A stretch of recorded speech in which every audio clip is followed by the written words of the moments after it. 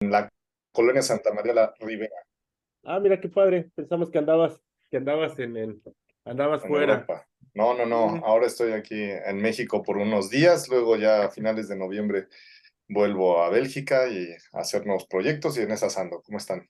Ah, qué padre. No, pues súper bien. Nosotros súper encantados de que nos acompañes. Y fíjate, sabiendo que estabas acá en México, hubiéramos puesto nuestra hora tradicional a las 9 de la noche, que es más cómodo para todos. Pero bueno, ya estamos aquí contentos de que nos acompañes, de poder platicar de tu libro. Y la verdad es que, bueno, ya te conocimos con el mexicano de Buchenwald, así que ya te conocemos cómo escribes y ahora una nueva historia con un personaje mexicano más aquí en un evento, pues de clase mundial, ¿no? Víctor. Pues Julio, bienvenido, Hola buenas Víctor, ¿cómo tardes. estás? Amigos de Recomiéndame un buen libro, el día de hoy estamos platicando con Julio Godínez con su libro En el corazón de las trincheras, que bueno, han surgido aquí muchas inquietudes, muchas preguntas, porque es un personaje del que pues la mayoría de nosotros no sabíamos nada. Así es que, sin mayor preámbulo, Julio, si no tienes inconveniente, nos vamos por las preguntas de todo lo que hemos Déjame, estado déjame, leyendo. déjame primero extender un agradecimiento, Víctor, Albert. Muchas gracias a ustedes primero por leerme. Saben, quienes ya terminaron el libro, al final del libro, siempre trato de poner un agradecimiento, evidentemente, a todas las personas que participaron en él, pero si ven la última línea de este libro está dedicado a ustedes, está dedicado a la gente que me hace favor de leerme en un país que es complicado que la gente se acerque a los libros. Lo que hacen ustedes es una labor excepcional, una labor maravillosa, que es el acto de leer y que es la culminación de cualquier obra y la intención de cualquier obra, que es que sea leída y que sea analizada como lo hacen ustedes. Entonces, muchas gracias, de verdad les agradezco esta lectura. No, pues muchas gracias. Y yo sí vi por ahí el agradecimiento. Y digo, mira, ahí estamos incluidos nosotros también en el libro. Muchas gracias. Soy muy afortunado, de verdad. Me siento muy, muy afortunado porque aquí en esta casa, ahora les enseño un poco mi estudio para que vean dónde se escribe. Esto es soledad, muchachos. O sea, en este lugar hay soledad. Y cuando uno está escribiendo, yo de vez en cuando pienso en quienes me van a leer y, por supuesto, qué van a pensar de lo que yo escribo. Entonces, sí, de verdad que están en mi mente siempre, en este lugar, cuando estoy en Europa también trabajando, de verdad que están en mi mente y siempre estoy buscando que las historias las disfruten. Por supuesto, son historias que existieron, pero son historias que trato de escribir de la mejor forma para que ustedes las puedan disfrutar. Muchas gracias. Muchas gracias. Pues adelante, Jenny, con tu comentario, pregunta. Gracias. No, Julio, de verdad, gracias por volver a estar con nosotros, con otro libro más. Realmente algo que les comentaba yo ahorita antes de que llegaras era el que te admiró el hecho de que tomes mexicanos que no conocía. Yo al menos de Marcelino no sabía nada. Mm, Entonces el conocer a alguien nuevo, diferente, en un hecho real y aparte en este hecho de la Primera Guerra Mundial de la que pues ya realmente los libros hablan muy poco, ¿no? claro. Hablamos más de la Segunda Guerra Mundial que realmente de la Primera. Ujú. Entonces, sí, el aprender algo diferente, algo nuevo fue muy bueno para mí. Son libros que me encantan y más que lo estás tocando, pues una parte de la historia que nos pertenece a todos. Y en Claro, este hecho que nos vas llevando, pues por la vida también de él, ¿no? Esta vida de con su familia, cómo era pues esa relación con su mamá, el por qué irse a Estados Unidos a querer participar en la guerra, cuando aquí todavía teníamos la Revolución Mexicana, todavía estábamos sufriendo con ella cuando empieza la Guerra Mundial. Cómo este personaje lo vas llevando desde el que lo rechazan para ser soldado hasta que está dentro de la guerra y del regreso todavía, ¿no? De esta guerra, que afortunadamente regresa. Pero también nos vas llevando por este pensamiento de los soldados, de qué es y por qué, ¿no? Esta se podría llamar filosofía, ese análisis de qué hacemos aquí, por qué estamos en la guerra, ujú, qué nos lleva, ¿no? A estar en este punto.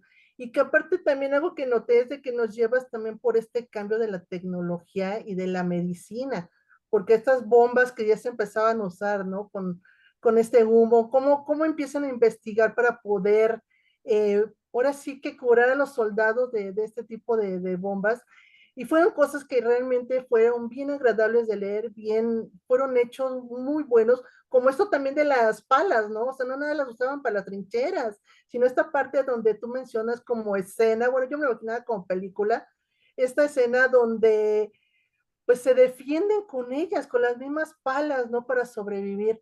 Y realmente creo que me llevaste por una gran investigación y era mi pregunta. ¿Cómo fue que empezaste a investigar este personaje y todos estos hechos a los que nos llevas durante la novela?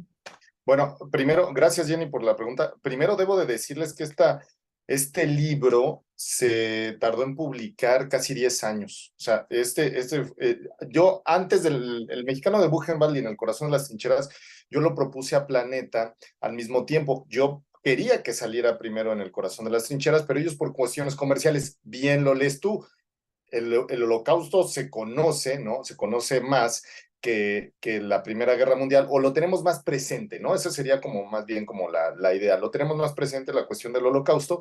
Entonces, por cuestiones comerciales, la editorial prefirió sacar primero El Mexicano de Buchenwald y posteriormente En el Corazón de las Trincheras. Pero el primer libro que yo les ofrecí fue En el Corazón de las Trincheras, la historia de Marcelino Serna. Ese fue el primer libro que yo les puse sobre la mesa. Y ese libro yo lo investigué en 2014. Lo investigué porque en 2014 se cumplieron los primeros 100 años del inicio de la Primera Guerra Mundial. Entonces, como yo andaba ya, o sea, ya andaba metido de lleno en Europa como corresponsal, algún editor que yo, no digo algún editor, aquí lo puedo decir, José Luis Martínez de Milenio, me preguntó que si había habido mexicanos en la Primera Guerra Mundial. Y después yo también colaboraba en esta revista maravillosa que estuvo como 30 años circulando, Cubo, que nos dejaban hacer unas cosas bien interesantes, sobre todo en tecnología. Recuerdo que hicimos un especial de mexicanos en la Primera Guerra Mundial la tengo, desafortunadamente esa revista la tengo en mi archivo en casa de mi papá, pero tenía, como bien decías, un montón de tecnología, aparte de la historia de los mexicanos en la Primera Guerra, tenía un montón de gráficos, hicieron unos gráficos maravillosos.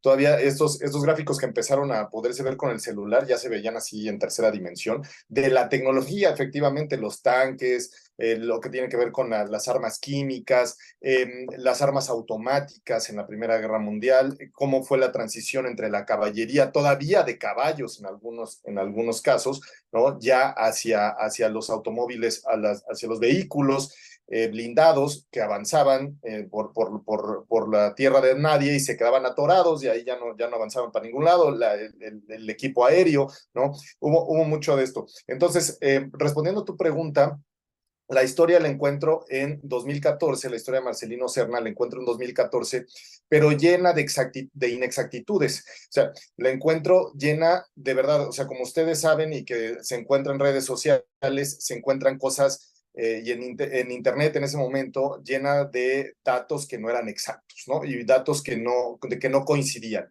Entonces, igual que en el Mexicano de Buchenwald, yo me decidí sin ninguna certeza todavía de que esto fuera a ser publicado, no sabía de qué forma, yo quería que fuera primero un reportaje, como se publicó en los dos medios, y después quería yo, con toda esa información que tuve, que toda esa información que recolecté a partir de un viaje largo que hice, este viaje sí lo hice de corrido, este viaje a diferencia del Mexicano de Buchenwald sí lo hice a partir de un viaje aquí en la Ciudad de México con un simposium que hubo sobre Primera Guerra y Revolución en México, Primera Guerra Mundial y Revolución en México, que fueron especialistas maravillosos.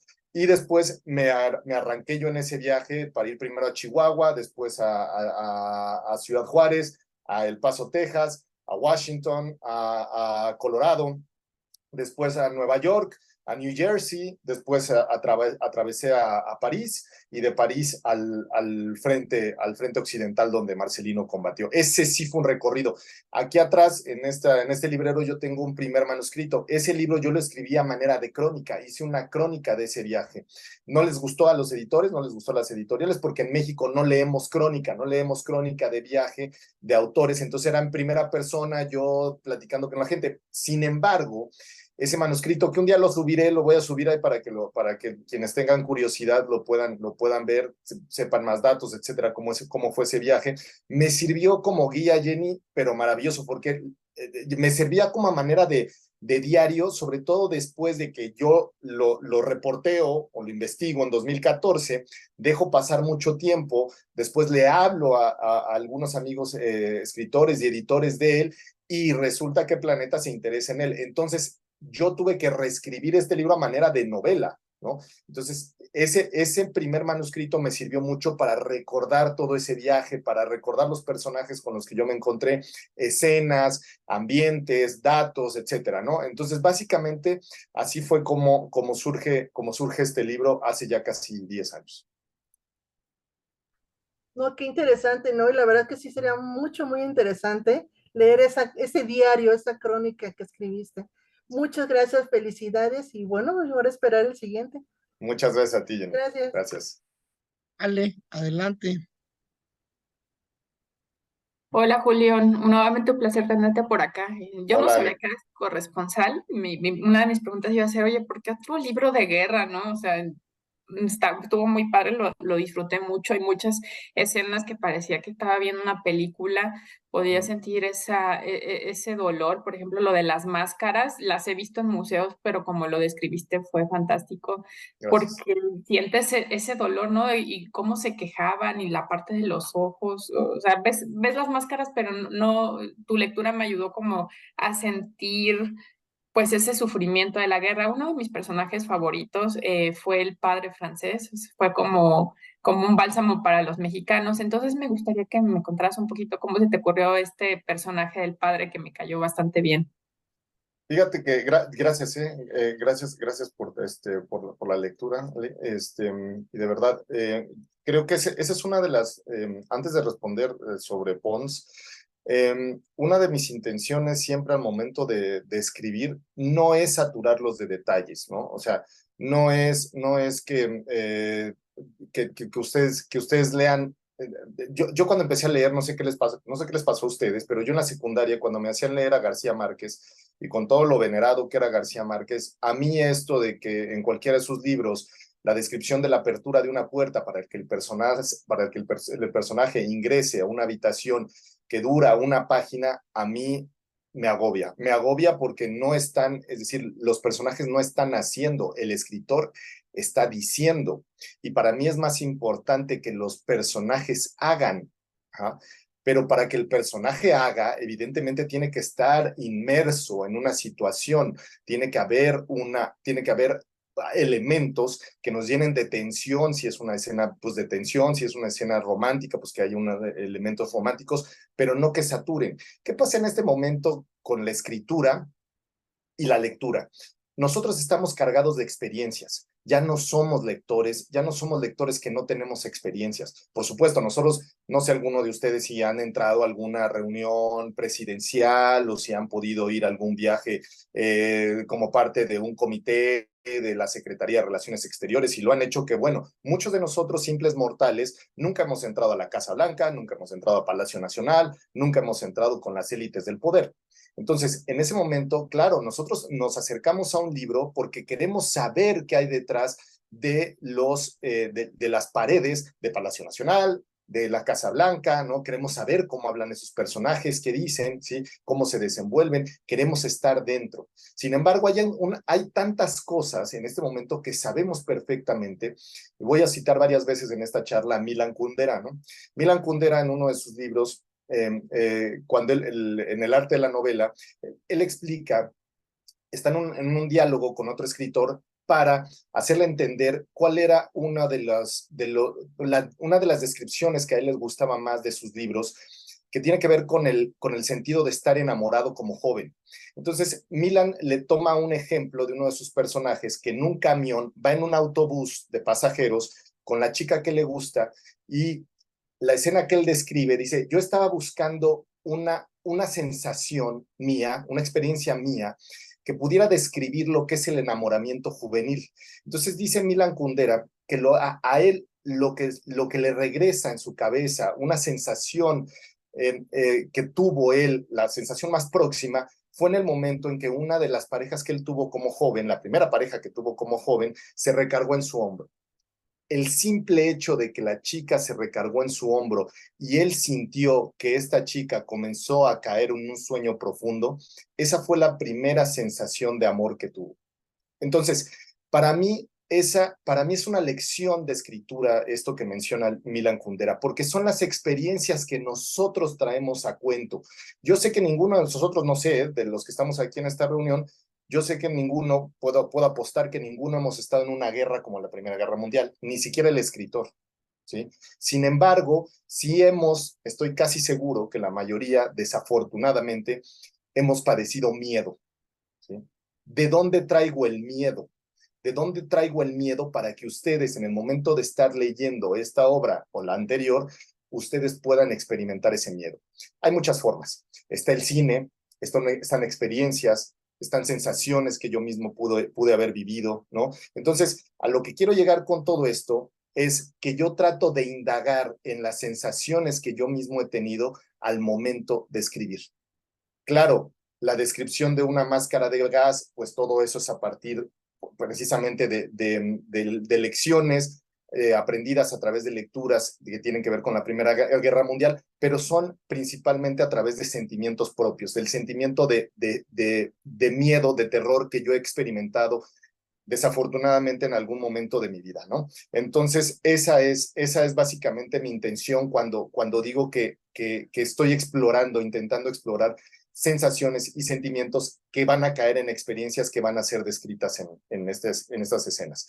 Ahora, contestando tu pregunta sobre el personaje de Pons, yo necesitaba, como vieron en este libro, son muchachos que vienen de un pasado que es muy complicado que tú los pongas en un contexto. Son mexicanos que vienen a trabajar la minería, el campo, que vienen de trabajar, en el caso de Marcelino, como soldado de la revolución, pero son muchachos inocentes. ¿Cómo explicar primero cómo recibir una orden dentro del ejército americano? Esa era la primera situación. La segunda situación era, estando en Francia, cómo entender todo el contexto de lo que les iba pasando alrededor. Y eso solamente lo podían hacer con alguien que mínimamente fuera similar a ellos. Y yo creo que Pons, el padre Pons, es de alguna manera muy similar a estos muchachos. Es un sacerdote de campo, creció en el campo, es un hombre que toda su vida la ha pasado en el campo, en el norte de Francia. Es un sacerdote que quiere luchar para liberar su país.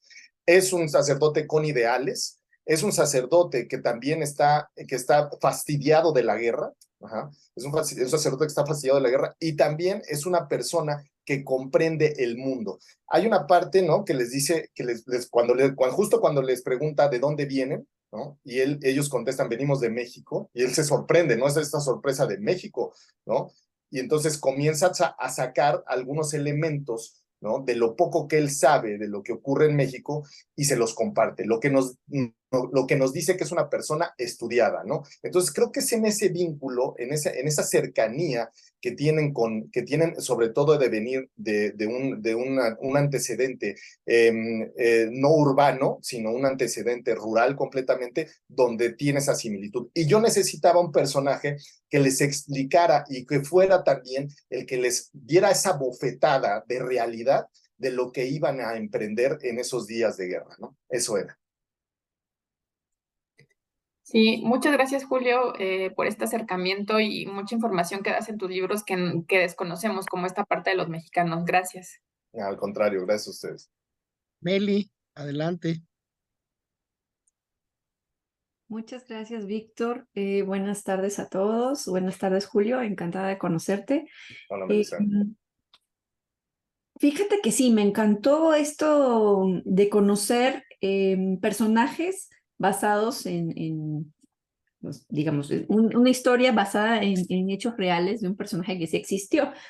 Y un mexicano en la Primera Guerra Mundial o un grupo de mexicanos en la Primera Guerra Mundial me pareció muy interesante. Fíjate que ahorita que mencionabas todo el tema de que no te gustaba tanto lo de las descripciones de García Márquez y tal, a mí como que me faltó porque la historia estaba muy buena y decía, o sea, quiero saber más de las cosas, de los detalles de ellos, porque sí hubo momentos en los que realmente lograste involucrarnos muy bien. Las escenas en la guerra están muy bien logradas. Creo que todo el tema del miedo que se traduce, del desconocimiento, ¿no? De este acercamiento inocente de gente que no tenía nada que ver con ese escenario y que llegaba al final de la guerra nada más casi que participar en una colita, pero qué horrible colita fue, qué horribles momentos, sí se agradece mucho y a la vez que no hubiera sido como morboso, ¿no? Porque luego hay algunas obras que exceden un poquito en ese punto y si uno más las sufre que las disfruta. Fíjate que mi pregunta también era parecida a la de Jenny. Yo tenía interés de saber por qué tocar directamente dos historias relacionadas con con las guerras mundiales de mexicanos. Y ya que le respondiste a Jenny, yo quisiera saber más bien en qué estás trabajando ahora, porque digo, ya que explicaste así de que, o sea, que eres corresponsal de guerra, tienes base de periodismo, haces crónicas. Entiendo perfecto entonces todo el tema de la estructura, cómo lo has ido contando. Me gustaría saber, uno, en qué estás trabajando y dos, si que hayas elegido contarlo en primera persona fue una elección narrativa para involucrarnos mejor o o responde a algún otro tipo de decisión literaria. Muchas gracias. No, a ti, Meli, gracias por la lectura también. Mira, y complementando lo que le decía a Jenny, estas dos historias estaban esperando justicia, así. Digo, de verdad, yo hace unos días estaba platicando con unos amigos y me acuerdo que hace unos años, como por ahí de 2015, 16, fui a ver un científico mexicano que se apellida Migoni y que trabaja en la Universidad de Oxford. Y este científico mexicano yo lo conocí porque él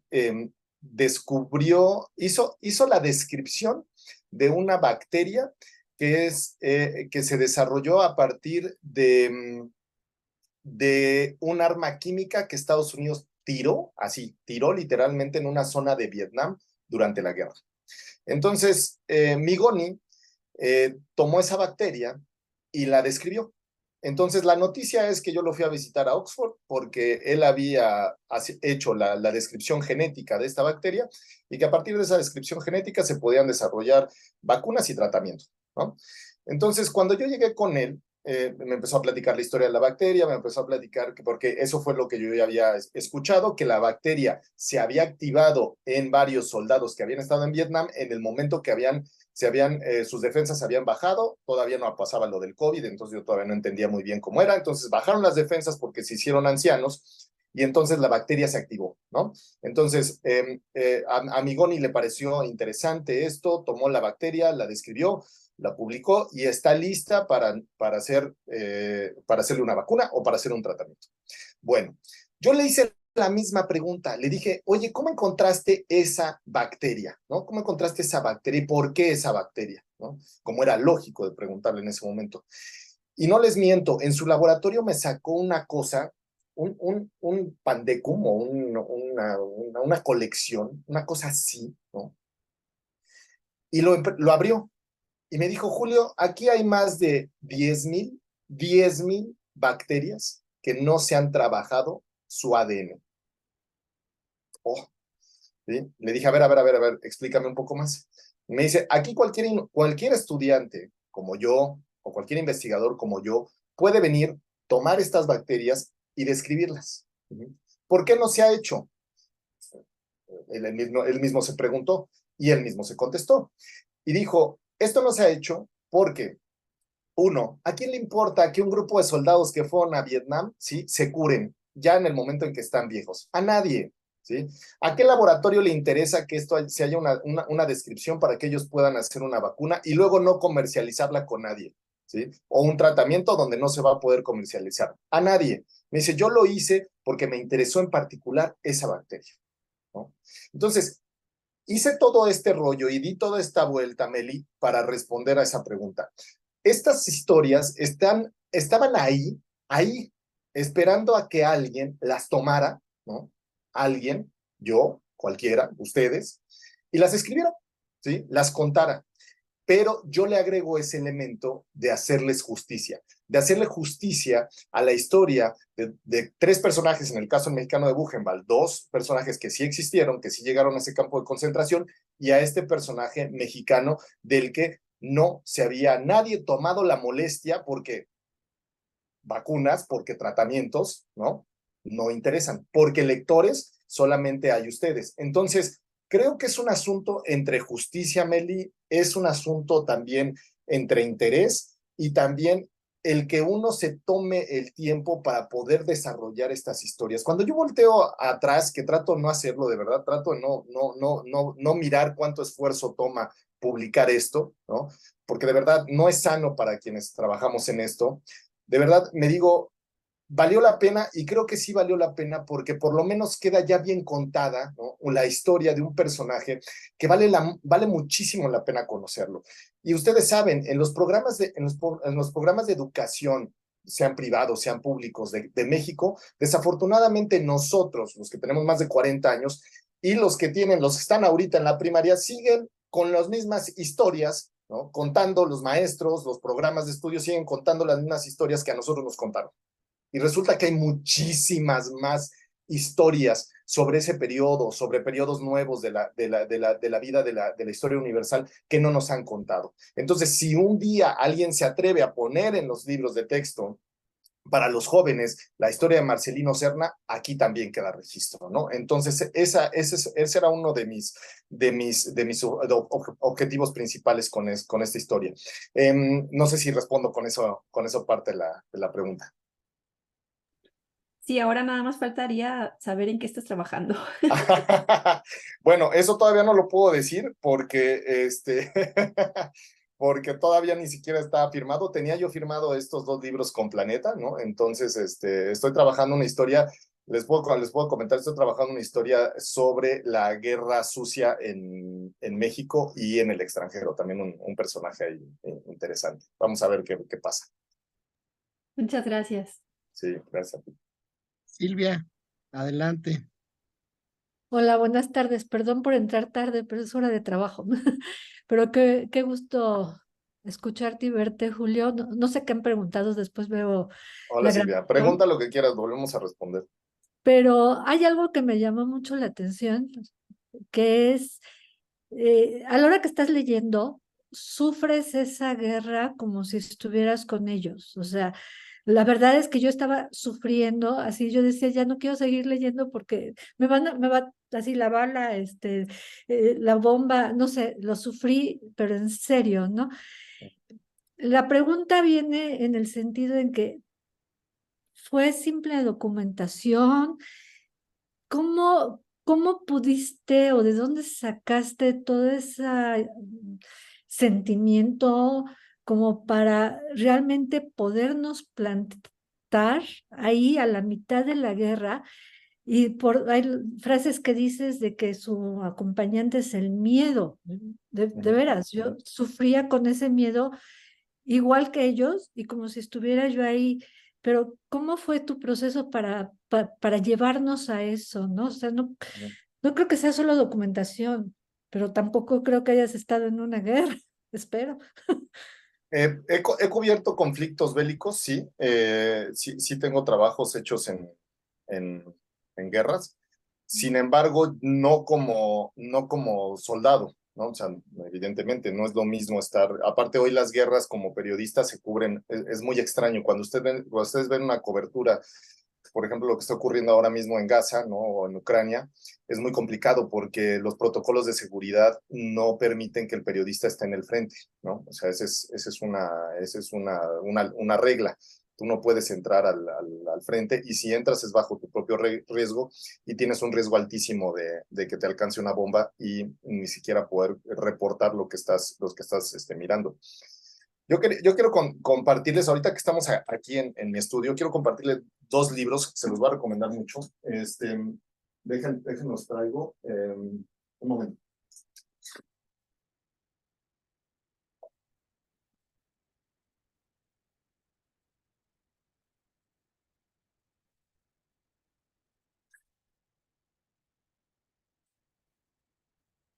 Les voy a recomendar 4, que miren ustedes. Esto es lo que hace, son solo 4, más volúmenes, hay 2 volúmenes allá arriba, de Max Hastings, de 1914, de Margaret Macmillan, de David Stevenson, o sea, estos son, qué bueno que andan por aquí virtualmente, ¿no? Pero les voy a enseñar otro, espérenme.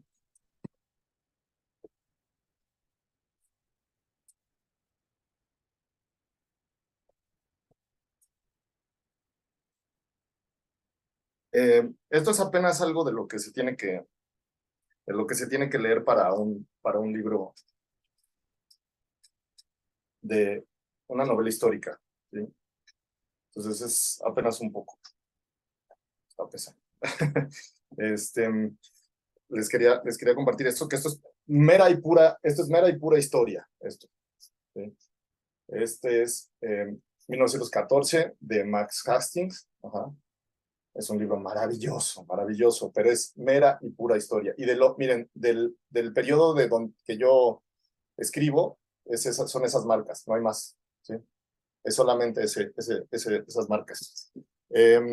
Luego está 1914 de La Paz a la Guerra, que también es un libro maravilloso para entender. Este es para entender, apenas entender por qué inicia la guerra, ¿no?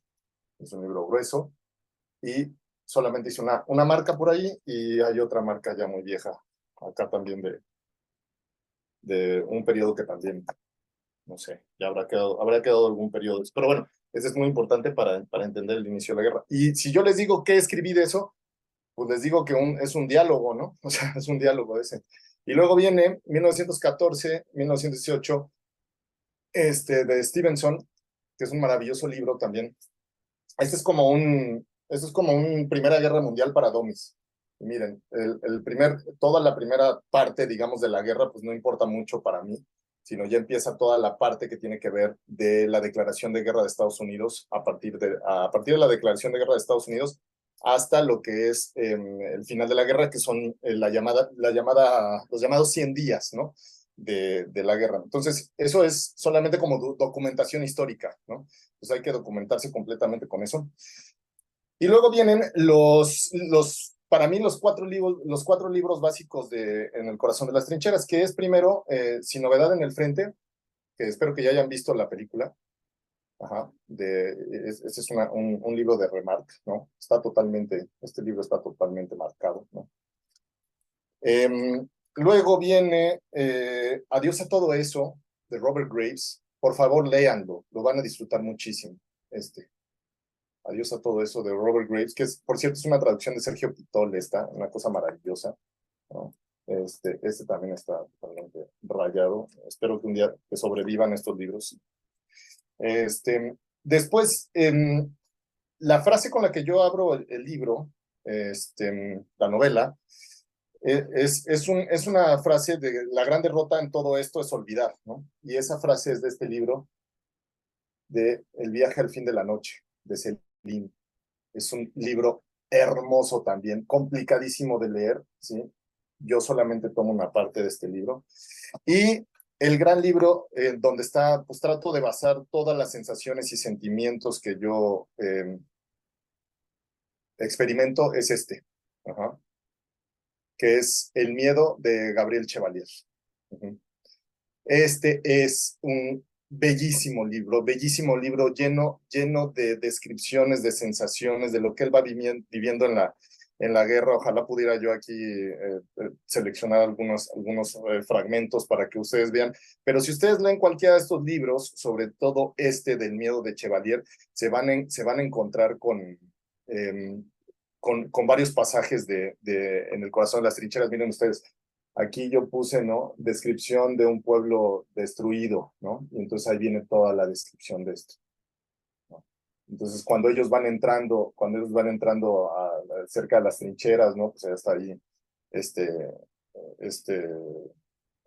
el pueblo, y tengo una descripción ahí. O sea, la verdad es que una de las cosas más lindas de escribir novela histórica es encontrarnos con estos libros, ¿no? Es tejer esas historias, es intercalarlas, y que nuestros ojos como escritores, sobre todo como escritores que no vivimos esto, ¿no? Porque ni siquiera soy hijo, ni nieto, ni nada, pues hay que ir a un buen de documentos como todos estos y hay que desmenuzarlos, desgranarlos y luego viene ya la parte de nosotros como escritores, cómo te provocas. Y yo me provoco, a ver si alcanzan a escucharlo un poquito.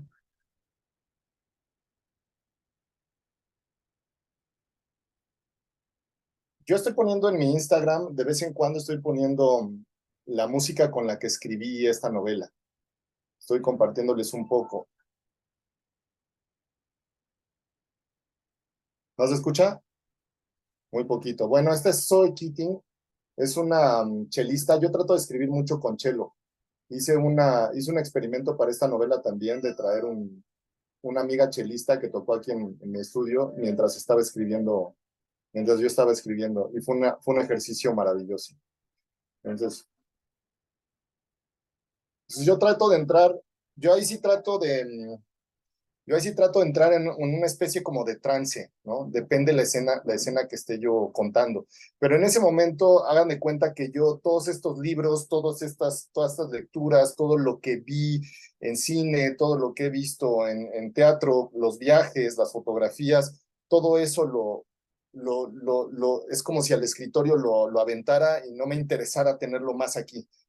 A mí me interesa entrar en ese trance. Si ustedes ven aquí enfrente de su casa, de aquí en mi estudio, miren lo que tengo. Nada. ¿Ya vieron?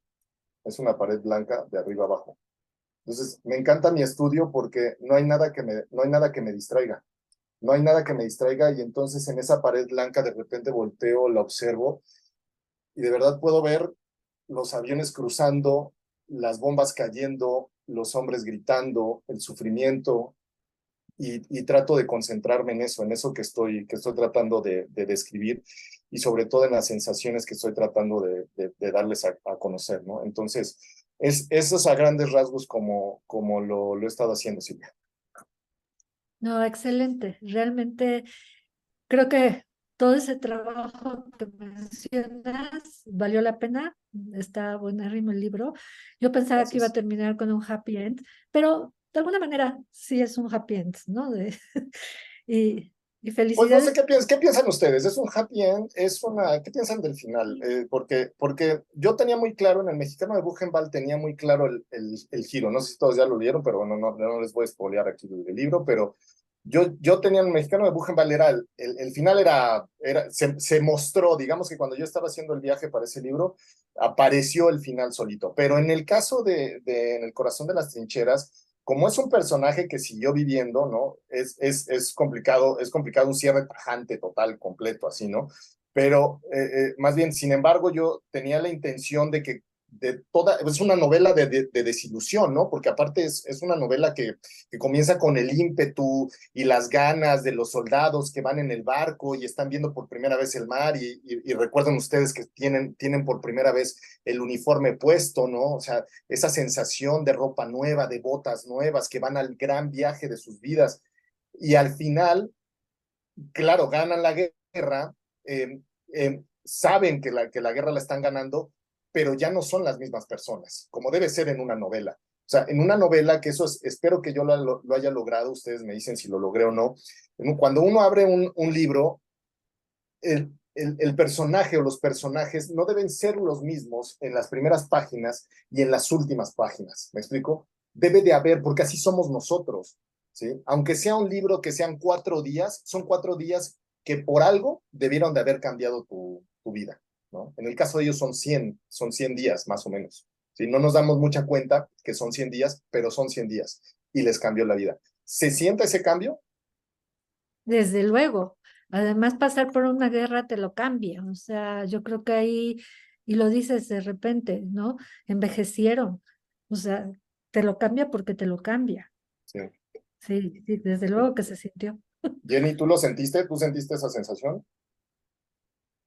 Y sí se siente, ¿eh? Desde un principio, porque así como nos las vas contando, de repente ya nos haces esos cambios y sientes cómo va siendo como que más profunda todavía la novela. Entonces sí se siente ese cambio. Mm. A mí, aquí es una cosa importante que quería comentarles. Aquí yo tengo la intención con esta novela sí de contar una historia, sí de contarles historia de lo que pasó con Marcelino, pero también me interesa novelar. Y justo Milan Kundera dice que todos los escritores que hacemos novela histórica, por eso es que a mí no me ha gustado tanto, o sea, que me digan que escribo novela histórica está bien. Yo lo que escribo es novela, punto. Pero lo que pudo haber pasado con Marcelino, que es ahí el puente con el pasado y el presente, ojo, y esto es importante, pudo haber ocurrido en este momento en Ucrania, pudo haber ocurrido en este momento en Gaza, pero también pudo haber ocurrido en este momento en Tamaulipas, en Guanajuato, en los estados que son estados donde los muchachos de su edad, ¿sí? Son llevados, arrebatados de su realidad, de sus sueños, de su vida, para irse a combatir como miembros del cártel del Golfo, del cártel de yo no sé qué, ¿no? Pero son muchachos de la misma edad que los encandilan con dinero, los encandilan con promesas y los llevan a trabajar con estos grupos o estar en la guerra en Ucrania o estar en la guerra en Palestina, ¿sí? Y que al final de cuentas eso es, y esa es la labor de la novela, analizar todo esto, ¿no? Todo lo que tiene que ver con el sentido humano de los personajes y que se conectan con la realidad de cualquier momento. Esto sí, seguramente espero, ¿no? Es una aspiración que en 100 años se abra este libro y ojalá las guerras ya hayan terminado, no creo desafortunadamente, pero que alguien pueda reflexionar sobre lo que es la guerra y por qué los muchachos de esa edad siguen siendo obligados a ir a una guerra que no les pertenece. Excelente, gracias y esperamos el que sigue. Gracias, señor. Yo quería, pues ahí tengo dos inquietudes. Una es, me parece muy bien investigado, ya lo explicaste en parte con los libros, toda la trayectoria de esta brigada de Marcelino. O sea, seguiste perfectamente todo su recorrido y muy bien dices que realmente pues ellos llegaron ya hacia el final de la guerra, cuando ya la guerra ya estaba muy inclinándose la balanza para los Estados Unidos. Mi pregunta va en el sentido de las enfermeras canadienses. Ahí como que para un happy ending faltó ahí a lo mejor que se la encontrara al final o la reencontrara, etcétera, etcétera. ¿Es real esa brigada de enfermeras o es parte de la historia que tú fuiste elaborando? Sí, sí, sí es real. Las enfermeras, Víctor, participaron activamente en la Primera Guerra Mundial. De hecho, el ejército de Canadá, casi solamente la gente de Canadá sabe su historia. Era un ejército bien sanguinario. Era un ejército bien bravo porque yo encontré pasajes, no me acuerdo si es en El Miedo o en El Fin de la Noche, no sé, léanlo y ustedes me dicen en dónde es. Y en cualquiera de esos dos libros hacen mención a lo sanguinario que eran los ejércitos canadienses. Fíjense que contaban de una escena donde los canadienses al momento de capturar a los alemanes les ponían el uniforme francés de algún muerto a un soldado alemán. Recuerden que en el libro cuento que hay unos cañones que tienen rueda como de carreta, ¿no? Estas ruedas de madera grande.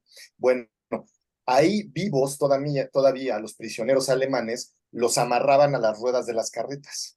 Y así vivos, amarrados con el uniforme francés, los tiraban sobre la tierra de nadie, sobre todo en territorios como este que estaban de bajada. Entonces cuentan una anécdota donde va girando un soldado alemán que va gritando, vestido con el uniforme francés, llaman la atención de los alemanes y los mismos alemanes le comienzan a tirar hasta que lo matan. La escena dura segundos, o sea, es una cuestión de segundos, y sus mismos compañeros lo matan y lo dejan tirado en la tierra de nadie. Y quienes lo amarran ahí y quienes lo ponen en esa rueda son los soldados canadienses. Eran soldados muy bravos. No sé muy bien por qué, no sé cuál es la razón de ese sentimiento que tenían los canadienses. Sin embargo, son soldados súper aguerridos. Y las enfermeras canadienses sí van, o sea, recordemos que Canadá ha estado adelantado incluso a Estados Unidos por cuestiones militares, por cuestiones civiles, por mucho tiempo. Entonces, en el ejército canadiense ya había participación de mujeres como enfermeras y fueron activas pero tremendo, ¿eh? Eso sí lo puedo decir que lo fueron, sobre todo porque existen documentos, fotografías, la Cruz Roja, participaron con Cruz Roja, enfermeras canadienses, pero sobre todo en su ejército. Y a ellos les interesaba mucho que reducir el número de soldados que murieran. Por eso llevan unidades sanitarias muy fuertes. Por eso es que llevan enfermeras ahí y médicos colaborando con ellos. El personaje de Liz proviene de ese grupo de mujeres que participan en la guerra, y a mí también me interesaba meter un personaje femenino que participara en esta guerra, sobre todo darle un poco de realce a esto. Posteriormente, nadie me ha preguntado sobre Liz, pero bueno, Liz es un personaje entrañable en esta novela, sobre todo porque es esa fuente, es ese oasis que tiene Marcelino Serna en medio de esta guerra sangrienta que él está viviendo, y que sus encuentros esporádicos, momentáneos, fugaces, con esta enfermera se vuelven eso, ¿no? Un aliento, una bocanada de aire, una forma de poder, también nosotros como lectores, poder transitar en estas páginas que hacen que esa relación en algunos momentos, y más bien casi siempre, que tienen que estar condicionada por la presencia de alguien más para que se puedan entender, sea eso, ¿no? Un descanso en medio de todo esto, pero a la vez se convierte, poco a poco, se va convirtiendo en la ilusión que le va a permitir a Marcelino, en la fuerza que le va a permitir a Marcelino sobrevivir a las últimas batallas en la guerra. Esa es, Víctor.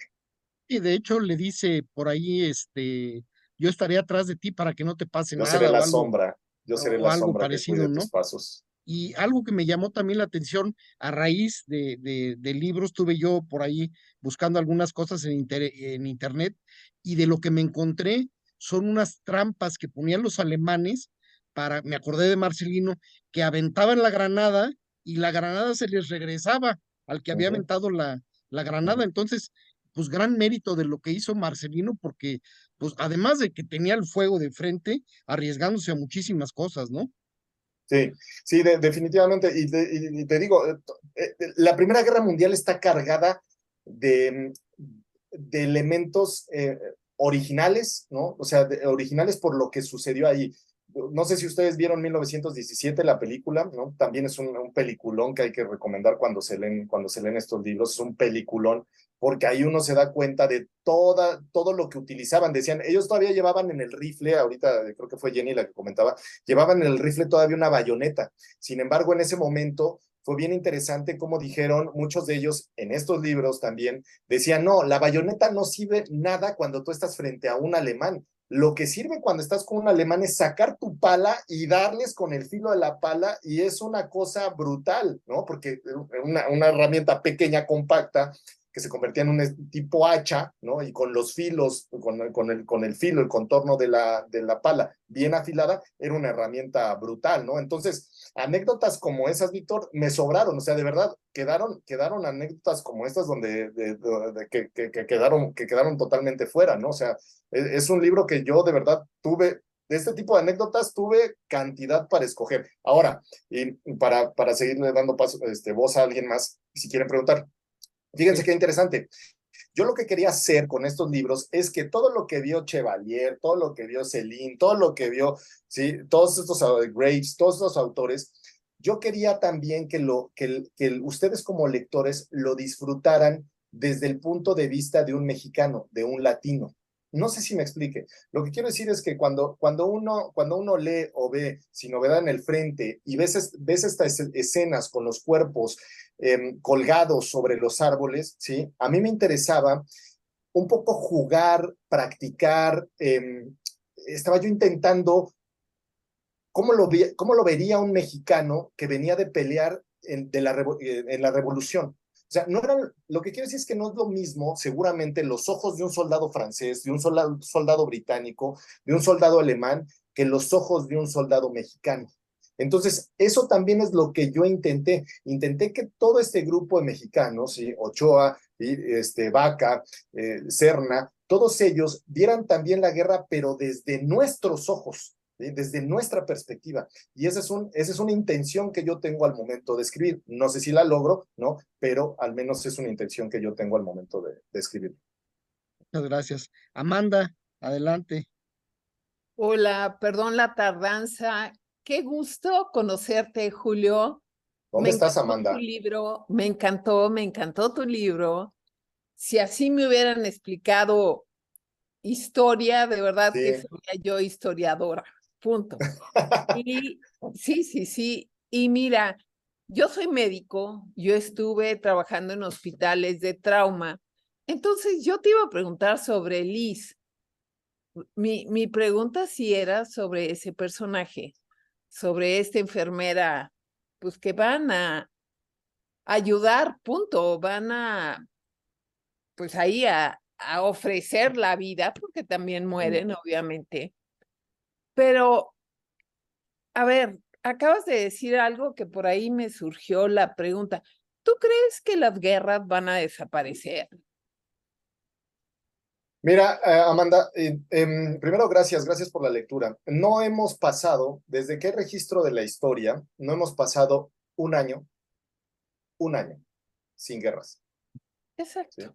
Ese es un dato que yo aprendí hace un tiempo y todavía me acuerdo porque sigo registrando como reportero eso y me pregunto, bueno, vendrá un año que no tengamos un conflicto. Parece que en la naturaleza del ser humano está el conflicto. Ajá. O sea, parece que tenemos eso como una necesidad y claro, se han sumado otros aspectos como el aspecto de la industria armamentista, de la industria de la guerra, ¿no? O sea, se suman, exacto, se suman elementos que tienen que ver con lo monetario, que es tremendo porque entonces menos lo frenamos, ¿no? Es una esperanza al momento de escribir libros de guerra. Yo creo que los escritores que nos dedicamos, o que dedicamos un tiempo de nuestra pluma a trabajar estos textos, una de nuestras esperanzas, yo creo que una de las principales esperanzas es que sirvan para crear conciencia en alguien, que en algún momento se cree conciencia en una sola persona. Y si el libro llega a generar conciencia en una persona, en un joven, en una mujer, ¿sí? Que diga, yo no voy aunque me llamen a la guerra, aunque me llame mi patria Israel, yo no voy a ir a matar a otro ser humano, aunque me llame mi religión, el Islam, para matar a otra persona, yo no voy a ir a matar a otra persona. ¿Sí? O sea, para mí eso es una aspiración que tengo con eso.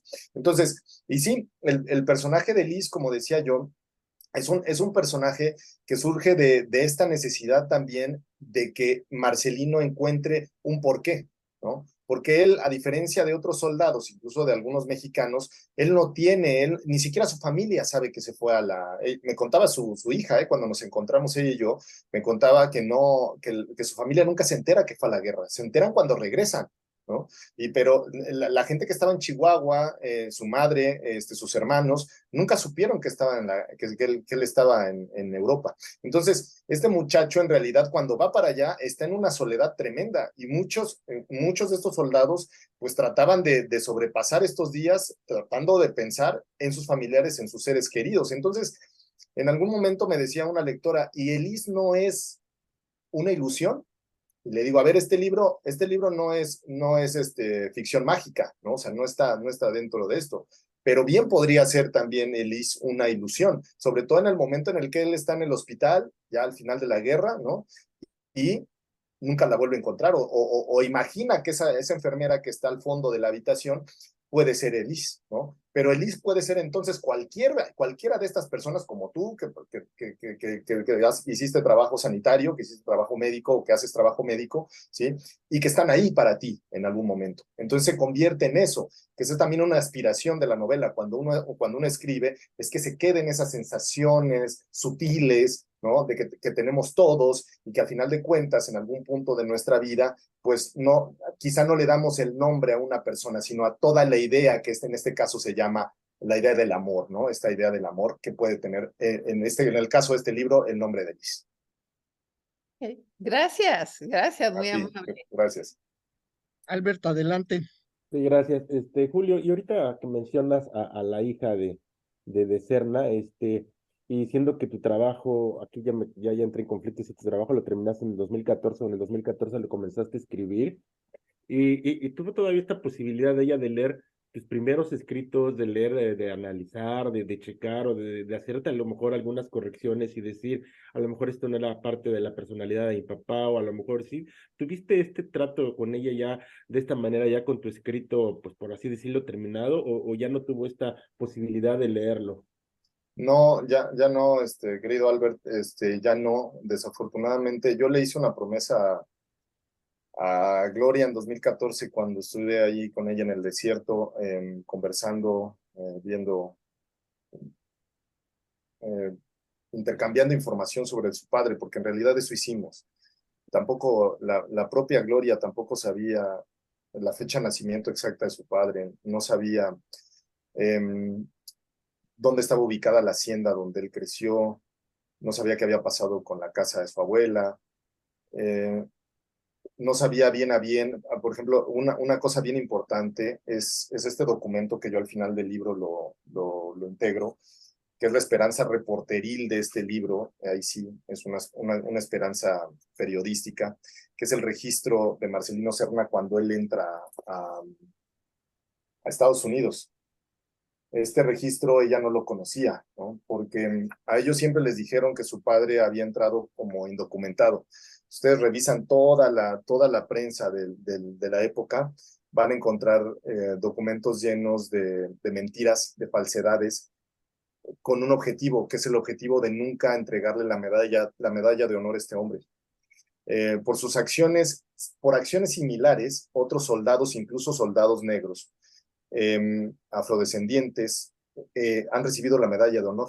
Cada vez que han intentado a Marcelino Serna entregarle la medalla de honor, han salido publicaciones, sobre todo en medios republicanos, que han dicho una y mil veces, ¿sí? No digo una y otra vez, una y mil veces, que este señor fue un inmigrante ilegal en Estados Unidos.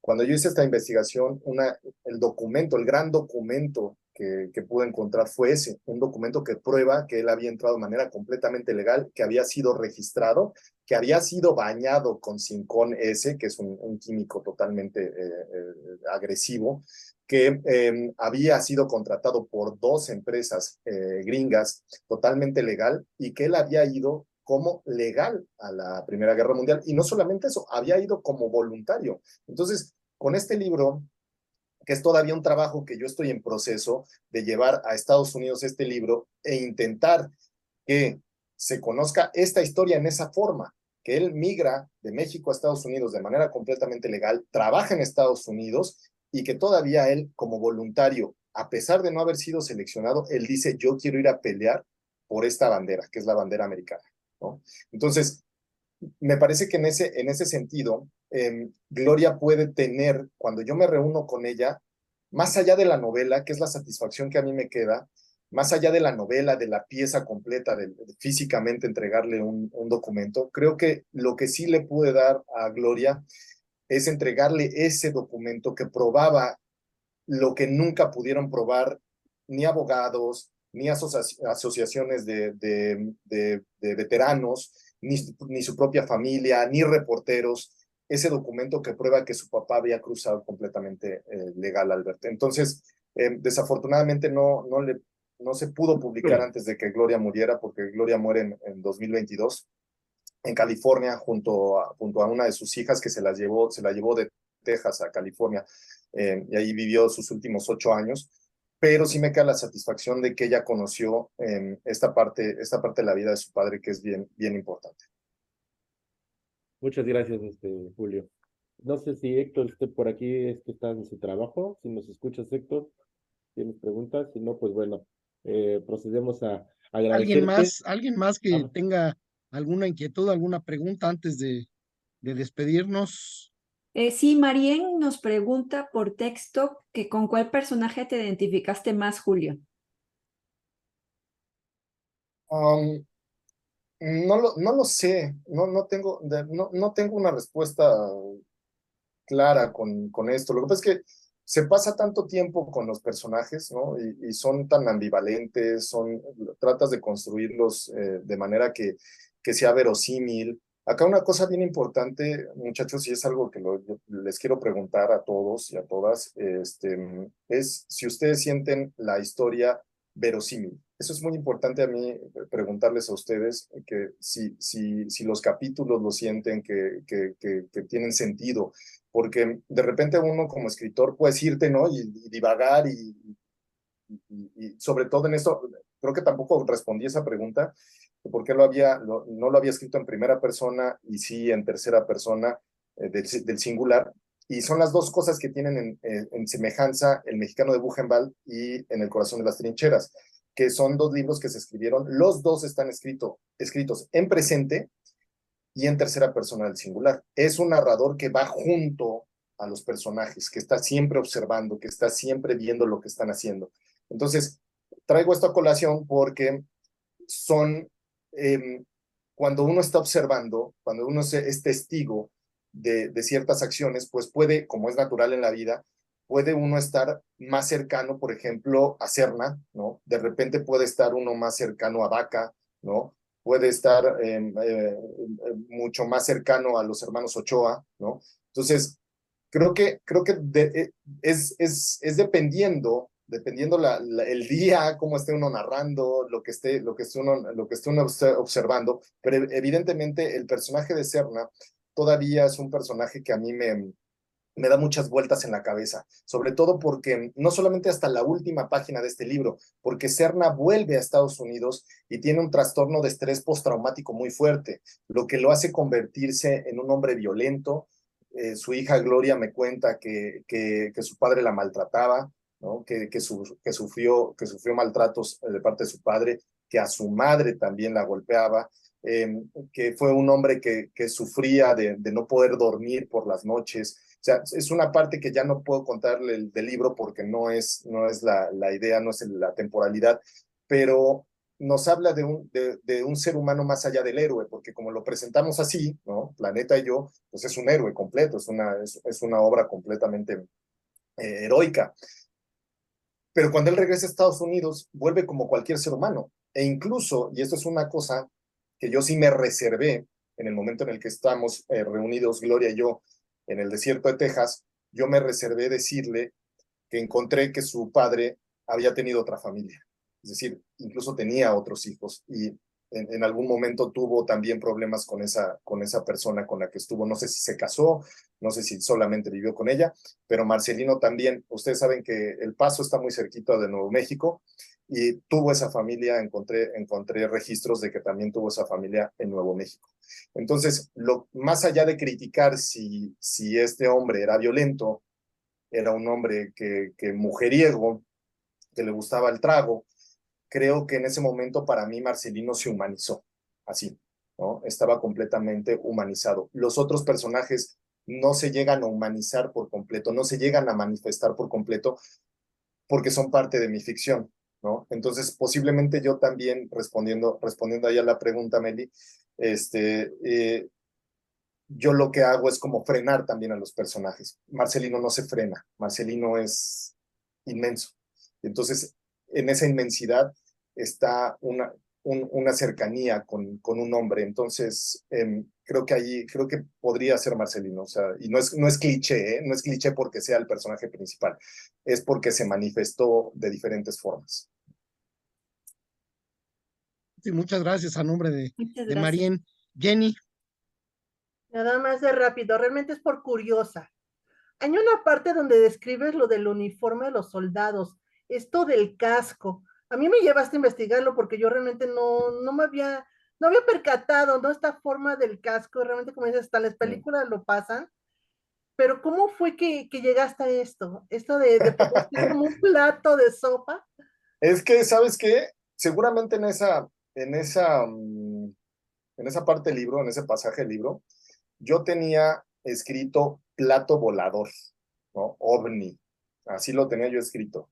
Y les voy a contar esta anécdota que es personal, un behind the scenes, un detrás de las cámaras. Y me regresa conmigo la correctora de estilo y me dice, oye Julio, estábamos reunidos y me dice, tengo otro comentario aquí, importantísimo. Me dice, tú no puedes, ¿sí? Tú no puedes poner plato volador, ni puedes poner ovni, ¿no? O sea, ¿cómo que no puedo poner ovni si todo el mundo en todos los libros, ¿sí? Y si ustedes leen alguno de esos libros que yo les estoy recomendando, en varios van a encontrar plato volador o ovni, así, las ediciones lo dicen.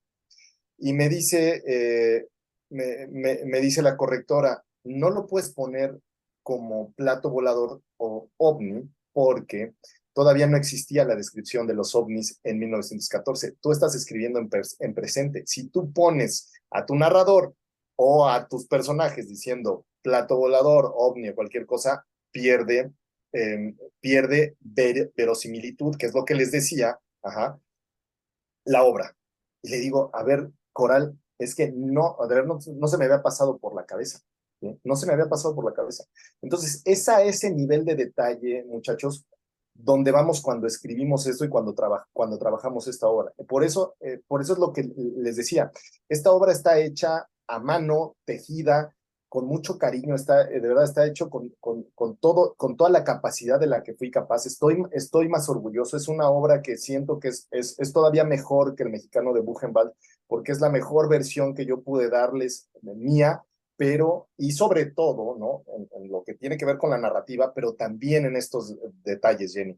Ahí a ese nivel de detalles llegamos a ir, ¿no? Y qué bueno que salten, qué bueno que los menciones, y a ese nivel de trabajo es a lo que quise ir y que pues me ayudó Planeta, evidentemente. Muchas gracias, de verdad, felicidades, gran obra. Muchas gracias. Gracias. Gracias, Albert. Ya nada más agradecerte, Julio. Queremos tomarnos la foto del recuerdo. Y mira, qué mal que no coincidimos que estabas acá en México, sino para organizar algo. Y nos pudiéramos Si quieren organizar algo, ustedes me dicen, yo voy a estar acá hasta diciembre, les decía finales de noviembre, diciembre, si quieren antes o después de diciembre, ustedes me dicen y yo con mucho gusto los acompaño. Perfecto, ahí te escribimos para acordar una fecha. Puedo firmar sus libros, por supuesto, con mucho claro, gusto. eso es lo que nos hace falta. Claro. Bueno, aquí va, esperamos a Meli. No te preocupes, Meli, aquí. Ahí está. Va, la primera, 1, 2 y 3. Nuevamente vamos con otra, porque creo que Héctor salió con los ojos cerrados. Entonces ahí va la segunda. Listo. Muchas gracias, Julio. Y gracias No, al a todos contrario. los que nos acompañaron. Y ojalá lo puedan recomendar, muchachos, para que porque creo que es la mejor forma de dar a conocer una obra. Uno puede meterle ahí a las entrevistas, puede meterle a las redes sociales, pero de verdad que ustedes, si les agradó el libro, de verdad, ojalá lo puedan recomendar. Claro que Claro sí. que sí. Órale. Gracias. Pues Muchas muchísimas gracias a todos.